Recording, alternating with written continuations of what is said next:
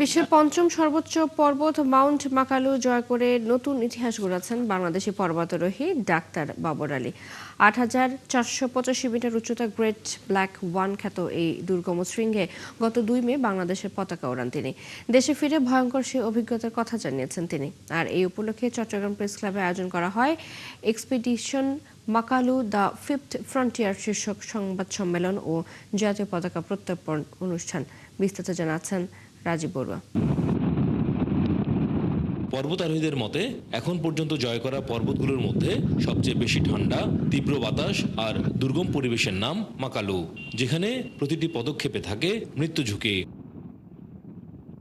Everest, Lhotse, Annapurna ও মানাসলুর পর এবার great black one খ্যাত ভয়ঙ্কর মাউন্ট মাকালু জয় করলেন বাংলাদেশি পর্বতারোহী ডাক্তার বাবর আলী। ভার্টিক্যাল ড্রিমার্সের সহায়তায় দীর্ঘ প্রস্তুতি, প্রতিকূল আবহাওয়া ও দুর্গম পথ পেরিয়ে গত ২রা মে ভোরে শৃঙ্গে ওড়ান বাংলাদেশের পতাকা।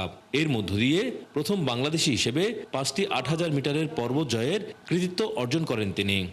এই জায়গায় ডিফারেন্সের জায়গাটা আমি বলবো ডেফিনেটলি হচ্ছে এই মাউন্টেনটা অসম্ভব ঠান্ডা। আমি আগে ৪টা ৮,০০০ মিটার ক্লাইম্ব করেছি, অক্সিজেন ছাড়া মানাসলু ক্লাইম্ব করেছি, কিন্তু এত ঠান্ডা আমি কখনো ফেস করি নাই।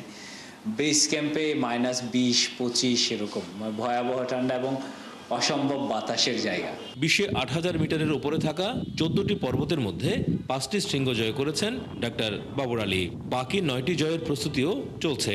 তবে আয়োজকরা বলছেন, এমন আন্তর্জাতিক অভিযানে বড় চ্যালেঞ্জ আর্থিক সহায়তা। কারণ এই বাবর আলী প্রমাণ করে দিচ্ছে অ্যাকচুয়ালি যে বাঙালি যদি সুযোগ পায়, বাঙালি যদি পৃষ্ঠপোষকতা পায়, তাহলে বাঙালি যে কোনো কিছু করতে পারে। বাবর আলীর এমন অর্জনে পাশে থাকতে পেরে গর্বিত তার সহায়ক সংগঠনগুলো।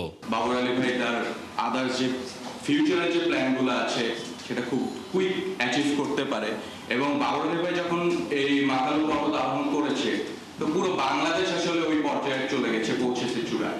মাউন্ট মাকালু জয়ের পর আরও ৯টি ৮,০০০ শৃঙ্গ জয়ের স্বপ্ন নিয়ে এগিয়ে চলেছেন চিকিৎসক বাবর আলী। রাজীব বড়ুয়া, ৭১, চট্টগ্রাম।